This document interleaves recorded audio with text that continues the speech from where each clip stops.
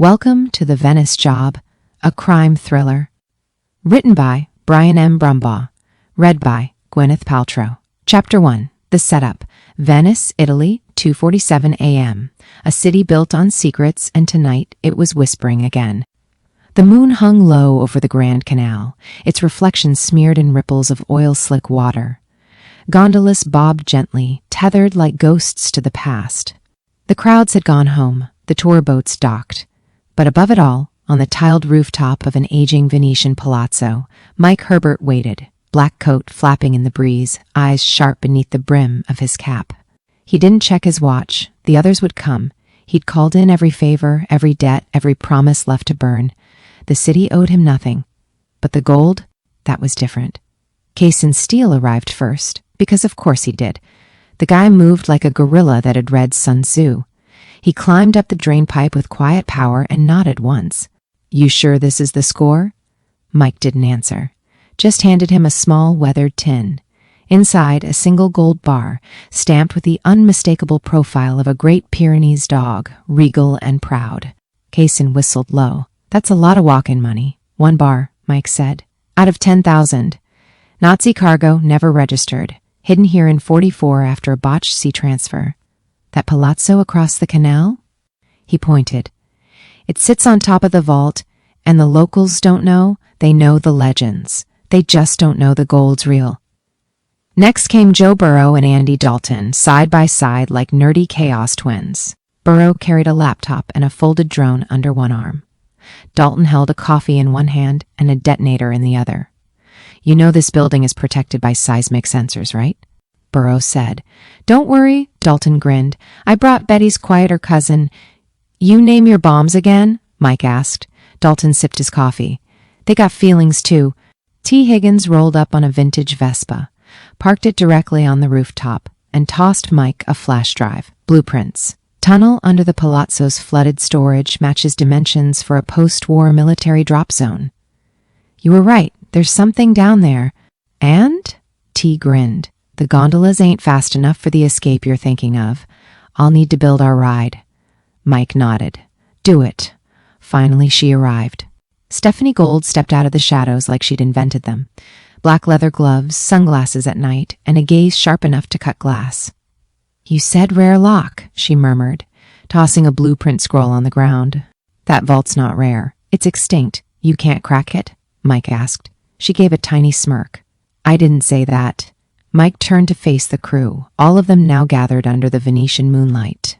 This wasn't just another job. This was the job, the last one, the kind they write books about if you're dumb enough to get caught. He took a breath. Then he said the words that started it all. "Inside that vault is $1 billion in gold, stamped with a dog, soaked in blood, and sitting under 3 meters of water, a 6-ton slab, and 80 years of lies. You give me 7 days. I'll give you the score of a lifetime." Down below, across the canal, the lights of the palazzo flickered out. Somewhere deep beneath the marble floors, the vault waited. And it wasn't going to open itself. Chapter 2. The Double Cross. Venice, 11:03 p.m. 7 days later. There's no such thing as a perfect heist. There's just one where no one's around long enough to tell the story. The plan had gone smoother than anyone liked. That alone should have been the warning sign. Kaysen and Dalton had breached the palazzo's submerged foundation using a specialized thermal drill disguised as a historical artifact restoration rig.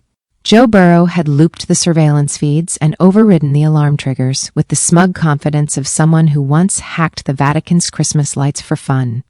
T had modded 3 antique delivery boats, low-profile, high-speed, turbo-electric, and Stephanie cracked the extinct lock on the vault like it was a bad memory. And then there was Mike. Mike had watched it all unfold like a conductor, each member playing their part, each beat landing on time. Gold bars shimmered as they surfaced from the vault, still wet from decades of darkness.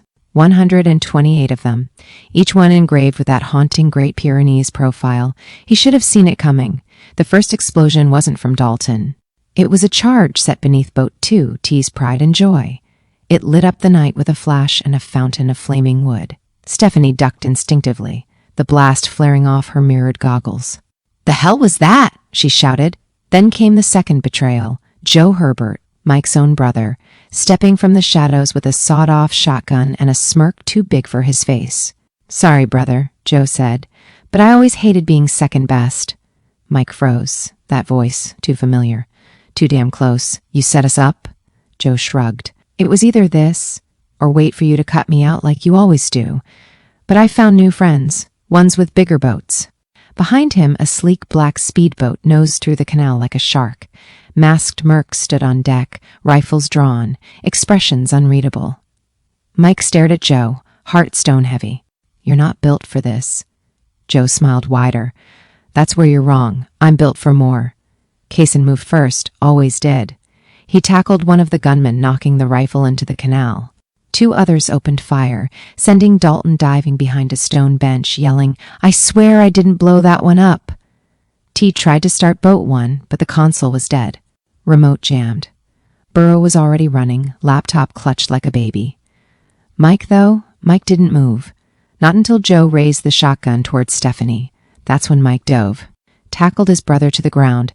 They rolled in the gondola shadows, swinging, cursing, bleeding. "Get out!" Mike shouted to the team. "Get out now!" Dalton, Burrow, T, and Kaysen made it out. Barely. Covered in soot, gold dust, and betrayal. Mike didn't. Joe pistol whipped him unconscious, left him bleeding in the gutter like an afterthought. When Mike woke up an hour later, the gold was gone. The crew was scattered, and the city had gone quiet again, like it always does after something ugly. Somewhere offshore, aboard a sleek foreign yacht, Joe Herbert toasted a glass of champagne. "To new beginnings," he said. No one else raised their glass. Because even the ones who helped him knew, when you cross your own blood, there's always a reckoning. Chapter 3. Regrouping. Underground workshop, Murano Island, 2 weeks later. It was the kind of place you only found when you weren't supposed to. A forgotten glass blower's workshop tucked behind a boarded-up art gallery on Murano. Its windows blacked out, its floor littered with rusted tools and broken promises. The locals thought it was haunted. They weren't wrong. Mike Herbert sat in a busted leather chair with a bottle of grappa in one hand and a stitched-up gash over his left eye. The bruise across his ribs was the size of a dinner plate. His right hand didn't close all the way yet, but his mind, razor sharp. He watched as Kaysen Steele dragged an iron safe out of the trapdoor below the workshop, one of 3 backup caches Mike had planted across Europe back when he still believed in things like trust and loyalty. Inside the safe, cash, IDs, burner phones, 4 passports, and 1 photo, the old crew. Back when smiles weren't fake and gold wasn't cursed. Mike didn't look at the photo long. He just lit it on fire. Burrow arrived an hour later, still smelling like solder and stale espresso. I ran traces on the black yacht Joe used. Croatian registry, fake name, tied to a shell company out of Belarus. "But I found a tether." Mike glanced over. "You found him?" "I found his money," Burrow corrected. "He's moving the bars, quietly. A few at a time. He's got a buyer, Albanian, militant, paranoid." "Where?" "Split. Croatian coast, fortified yacht in a private marina. Hired muscle with no necks and no sense of humor." Mike stood, painful, steady. "We're getting the gold back." Burrow raised an eyebrow. "You planning to call the rest of the crew?" "They're already coming," Mike said, and like clockwork, they came. T. Higgins rolled up first, literally, on a souped-up moped he rebuilt from junkyard scraps, the engine purring like a panther. "Somebody told me my boat blew up," he said, "and that somebody's going to regret being born." He tossed Mike a new burner. "You're lucky I didn't take this personally." "You should take it personally," Mike said. "We all should." Andy Dalton showed up next. Red hair, bag of tools, 3 sticks of plastique he claimed were for emotional support. "I knew Joe was a snake," he said, chewing a toothpick.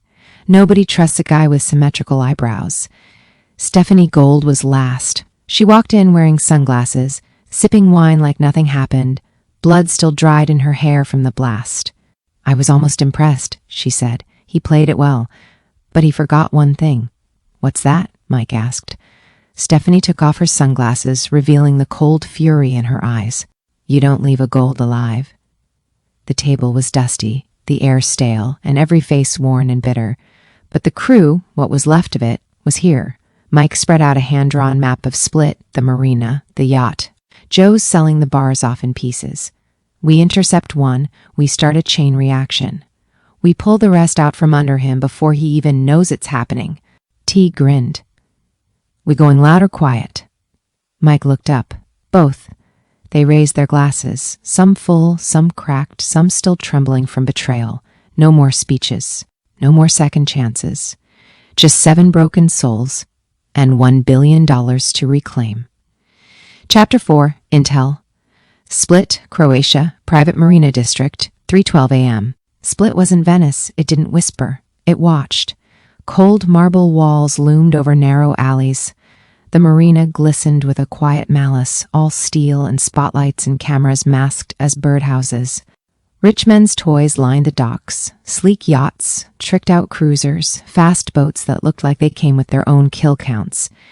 And at the end of Pier 9, anchored like a predator in a sea of prey, was the Fortuna, Joe's new lair. Mike, Stephanie, and Burrow watched it from the rooftop of a shuttered fish market across the street.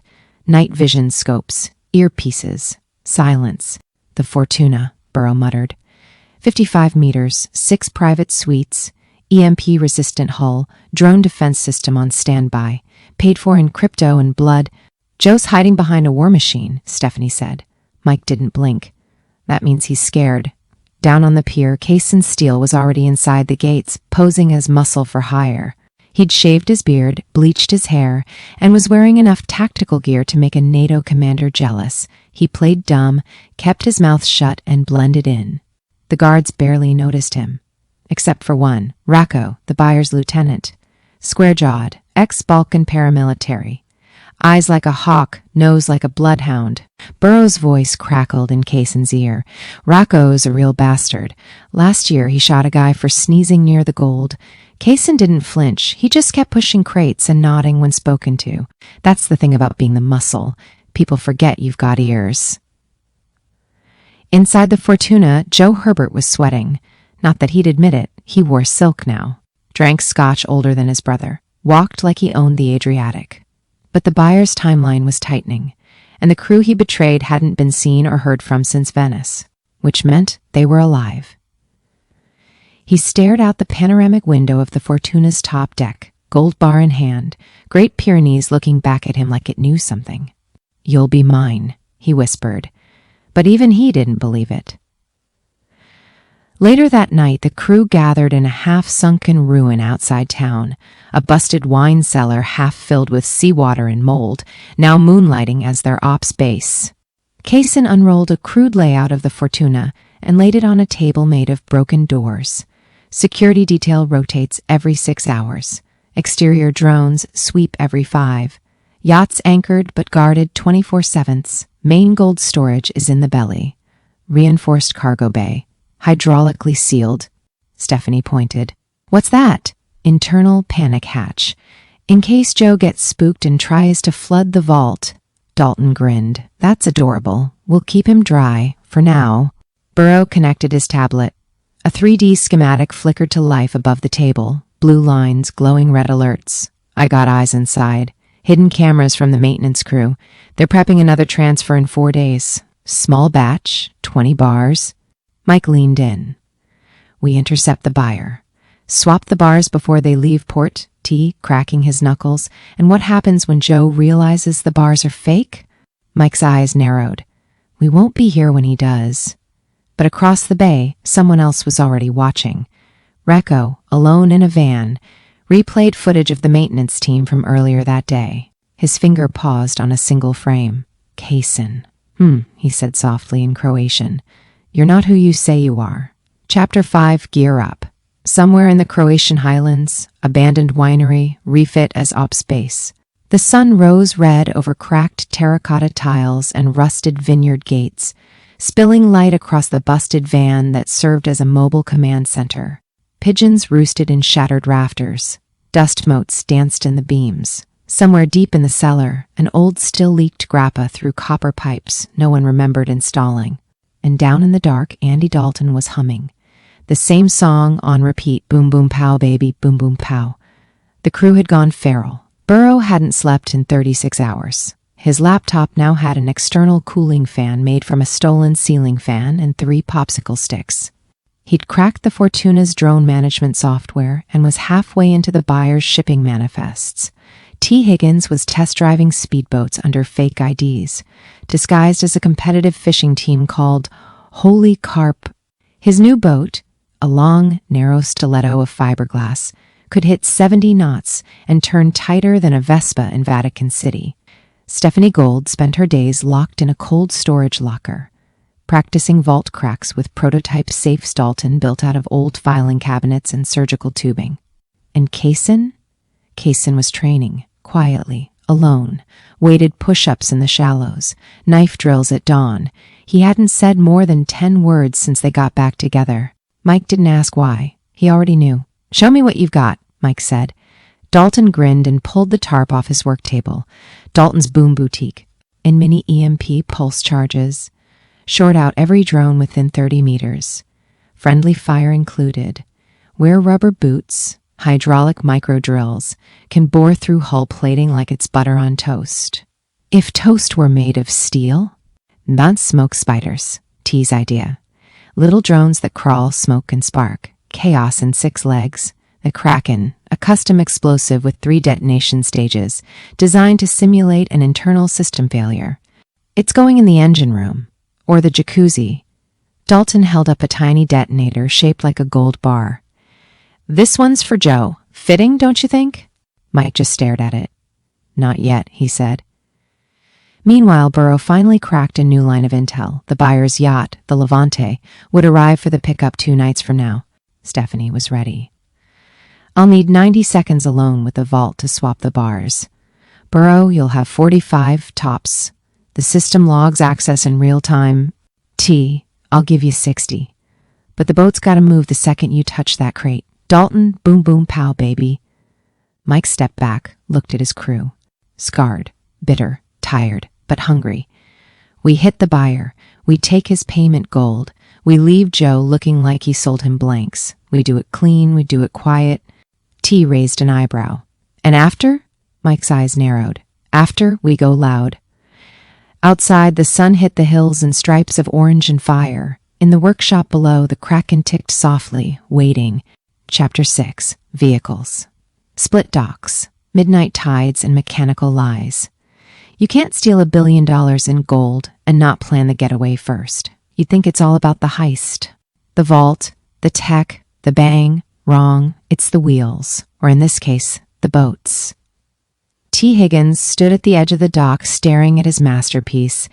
It didn't look like much. Hell, it barely looked seaworthy. Just a long, low speedboat with weathered wood paneling, peeling white paint, and a hand-lettered name on the side, Nana's Ashes. Mike squinted at it. "You named our primary getaway boat Nana's Ashes?" T grinned. "Who'd search an old lady's urn on water?" Mike shook his head. "You're insane." "Correction," T said. "I'm the fastest man in Split with a motor under my ass, T's Ghost Fleet." T had repurposed 4 vessels total, each one built for speed, stealth, and the ability to look like it just escaped the bottom of a junk heap. 1. Nana's Ashes, the main escape boat. Reinforced hull, silent engine, modular plating to hide the gold beneath fishing nets and fake seafood crates. 2. The Tourist Trap, painted like a tacky sightseeing gondola, actually fitted with dual outboards, smoke launchers, and a hidden EMP turret under the driver's seat. 3. Little Saint Boom, Dalton's personal delivery ride. Armored interior, reinforced steering column, and a forward-facing charge dropper. Also cup holders. 4. Lunchtime, a supply skiff that looked abandoned but carried enough fuel cells, decoy electronics, and spare batteries to power a Tesla dealership. Burrow patched into the marina's maritime control systems and looped their fleet's registry tags to match inactive maintenance vessels. The port systems now thought Nana's Ashes belonged to a senile retiree who hadn't left his villa in 5 years. T, laying under the boat with a wrench in one hand and a cigarette in the other, added, "That retiree also owns 4 others under Miss Dolores Flamingo. Just in case someone gets nosy." Stephanie climbed aboard Nana's Ashes, checked the interior compartments. Tight fit, no slop, every inch mattered. You sure this can outrun the Fortuna's pursuit craft? She asked. T didn't even look up. It doesn't need to outrun them, he said. Just needs to outrun the last boat Joe's guys are on. By late afternoon, they ran drills. Dalton timed his decoy explosion from Little St. Boom to simulate a kitchen fire on the Levante. Stephanie practiced vault entry, with Kaysen acting as a Croatian buyer, grunting in disapproval and chewing sunflower seeds. She beat the timer, twice. Mike walked the docks, memorizing escape vectors, timing wind patterns, watching port security like a wolf casing the fence around a henhouse. He stopped once, alone at the end of the marina, and stared out at the Fortuna across the bay. He lit a cigarette. Then he flicked it into the water. You're next, Joe. Chapter 7. Infiltration. Split Marina, 1:03 a.m., the night of the exchange. Fog rolled in from the sea like it had been hired. The port lights cut through it in long, pale beams. Shadows danced between the moored yachts. Somewhere in the distance, a foghorn moaned like it knew what was coming. The Levante, the buyer's ship, had arrived. Quiet. Massive. Armed to the teeth. Her hull was black as oil, her decks spotless, and her crew carried guns with no serial numbers and eyes that had seen too much. This wasn't a yacht. It was a floating threat. Mike's crew moved like ghosts. They were split into 3 teams. Team 1, the distraction. Andy Dalton and T. Higgins waited in Little St. Boom out beyond the patrol zone, floating lazily, playing drunk fishermen. Dalton lit the fuse on a Kraken egg explosive mounted near the Levante's hull intake vents. T, you sure this won't blow her up? Dalton, not unless she insults my mom. Boom. A deep thud rocked the water. Smoke poured from the Levante's galley vents. Sirens blared. Crew scrambled to assess the kitchen fire. Fire suppression systems kicked on. Every camera shifted. Every rifle pointed the wrong way. Team 2, the swap. Stephanie Gold, in a stolen crew uniform, moved through the service corridor inside the Levante. Calm, fluid, a duffel bag in hand, 20 pristine decoy bars inside, each one machined to spec. She passed a guard, nodded once. He didn't blink. Below decks, she reached the vault bay. The real bars were prepped on a transfer dolly.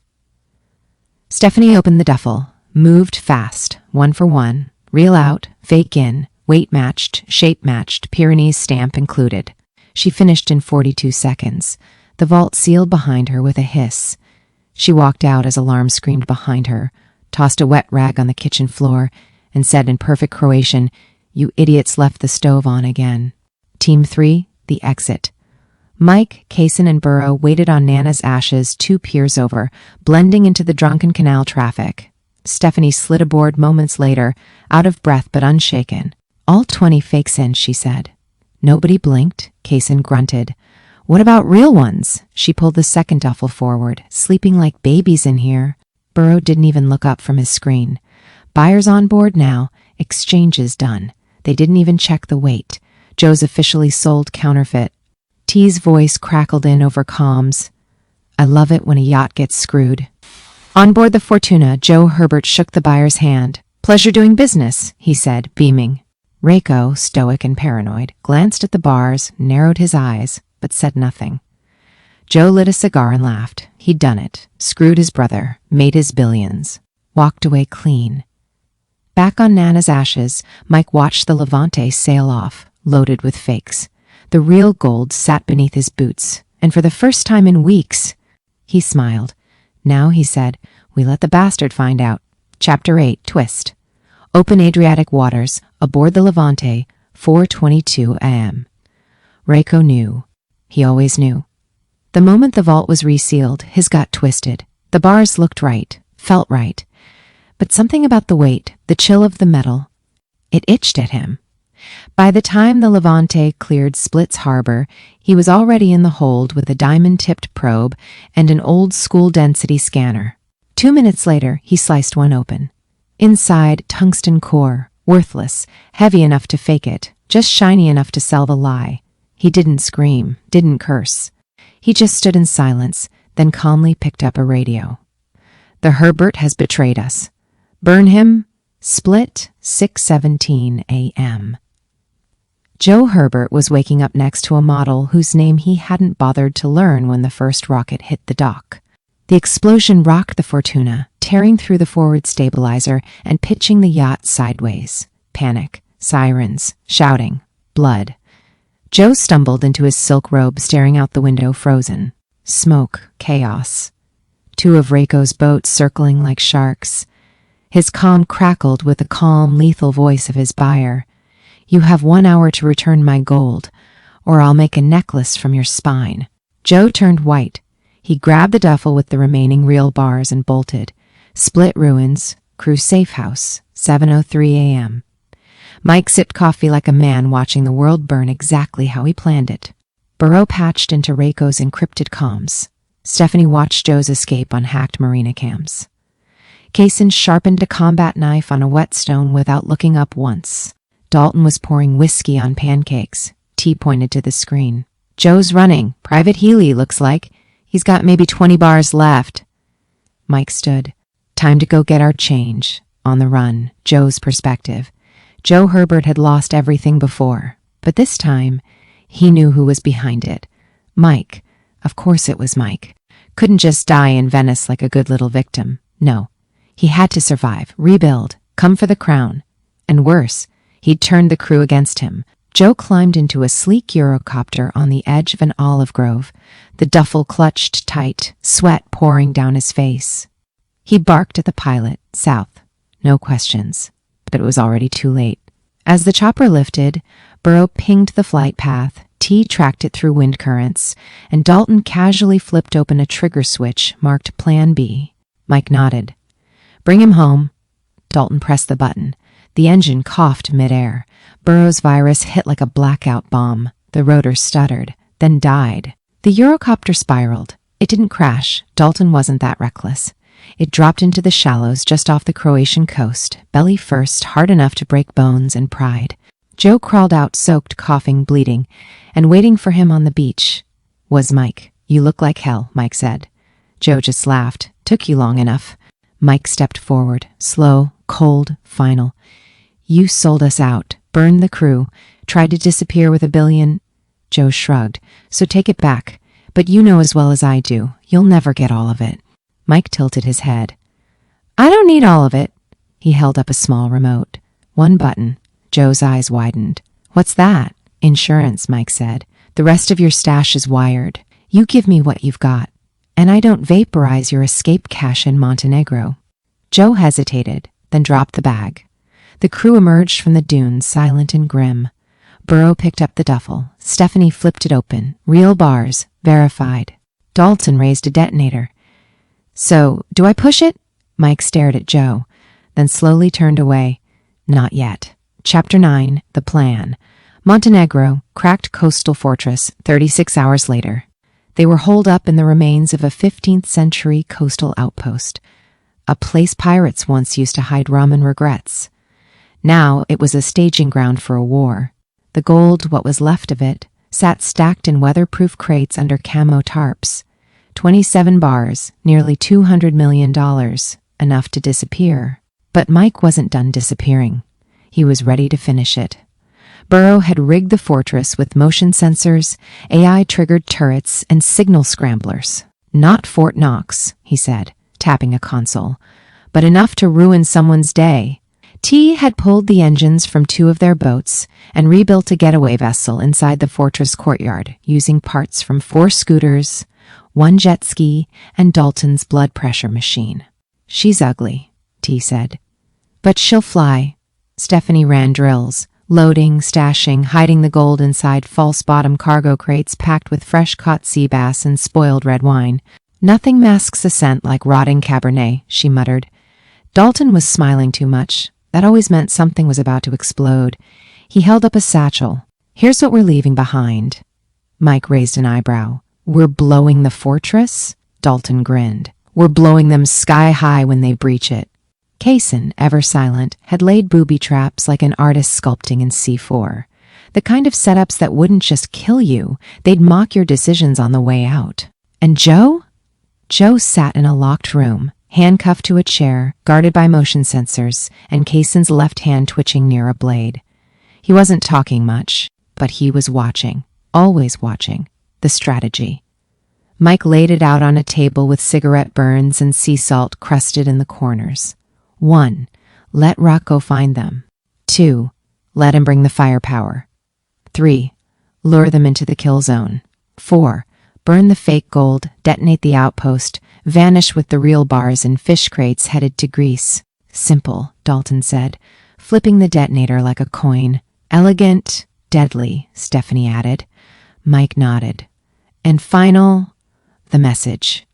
Before the night fell, Mike had Burrow leak the coordinates to Reiko's network, encrypted, buried in fake diplomatic chatter, like honey to a wasp nest. By midnight, 2 speedboats were spotted on the horizon. By morning, Reiko's men would be storming the coast, with teeth bared, with blood in their eyes, and with no idea they were walking straight into hell. As the team loaded the last crates into T's camo-covered death boat, Stephanie looked at Mike. You sure you want to end it here? Mike looked out to sea. No, he said. I want to end him here. Chapter 10. Revenge. Montenegro coast, 4:45 a.m., 0 hour. The fog was thicker than blood, clinging to the ruined cliffs like a warning. The sea was calm. The air tasted like iron and thunder. The crew was ready. The traps were set. And death was inbound. Rocco came in heavy. 2 Zodiac rafts, 1 high-speed pursuit boat. A dozen mercs dressed in black and wired for war. They moved like they'd done this before. They hadn't. Phase 1, welcome party. As Reiko's team crept through the broken gate of the old fortress, the ground beneath their boots clicked. Kaysen smiled, somewhere in the shadows. Boom. The first wave vanished in a cloud of sand, fire, and teeth. The survivors scrambled. They tried to fall back, but the door behind them slammed shut. Dalton had rewired the hinges to trigger a lockdown. Then the speakers blared. Mike's voice, calm, cold, personal. You walked in looking for gold. You found ghosts instead. Phase 2, ghost warfare. Dalton's smoke spiders dropped from overhead beams like nightmares in chrome. They screeched, sparked, and spun out chemical fog, thick enough to blind even the night vision scopes. Gunfire broke out, wild and directionless. Kaysen moved through it like a myth, knife in one hand, silence in the other. Burrow, from the control room, shut down their comms.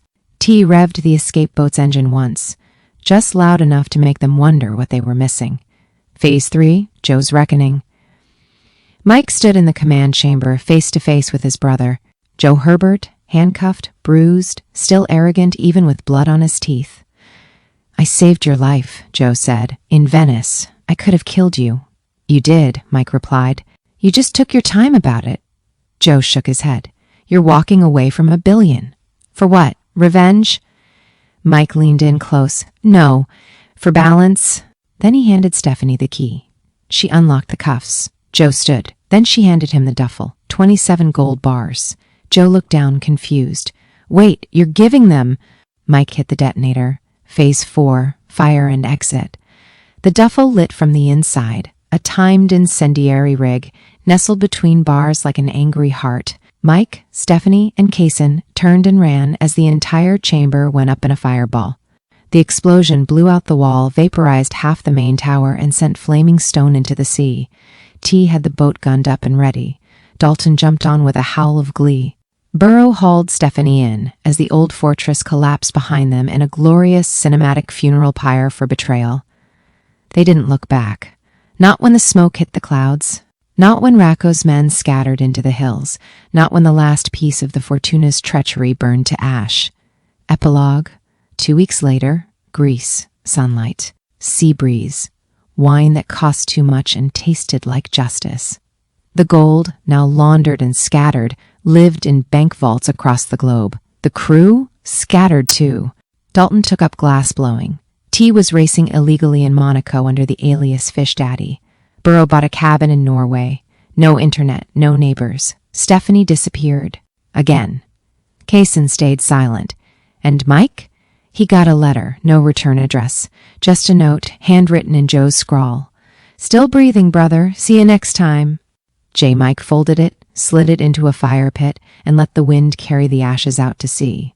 Because some jobs never really end. They just wait for a sequel. The end of Book 1, The Venice Job. Thank you for watching. Please like, share, and comment. And as always, please subscribe if you would like more stories.